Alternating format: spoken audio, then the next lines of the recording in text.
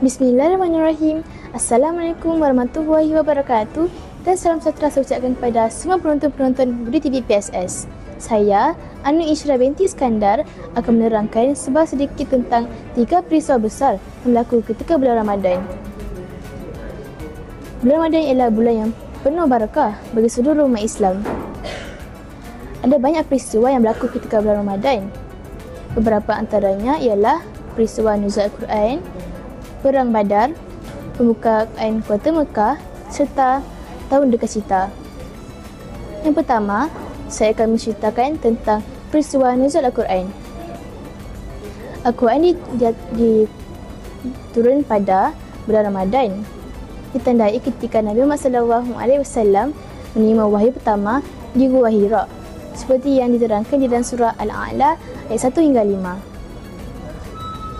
Menurut mazhab Imam Syafi'i, kalam Allah diturunkan pada 17 Ramadan tahun 619 Masihi.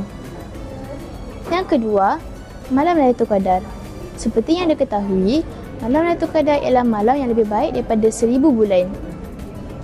Malam ini tidak diketahui waktunya secara tepat.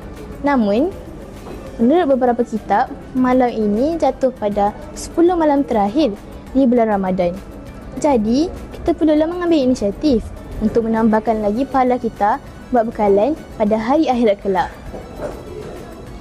Sekali, kita tidak boleh melupakan peristiwa sejarah Islam, iaitu peristiwa Tahun Kesedihan ataupun Tahun Dekacita yang berlaku pada tahun 10 Kenabian.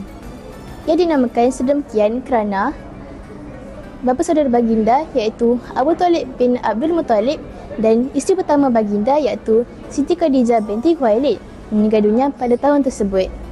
Hal ini sangat membuatkan Nabi Muhammad SAW rasa sangat sedih. Namun Allah Subhanahu Wa Taala menghadiahkan baginda sebuah peristiwa yang penuh bermakna, iaitu peristiwa Isra dan Mi'raj. Baiklah, itu sahaja perkongsian saya pada hari ini. Saya akhiri dengan wabillahi taufiq wa hidayah. Wassalamualaikum warahmatullahi wabarakatuh.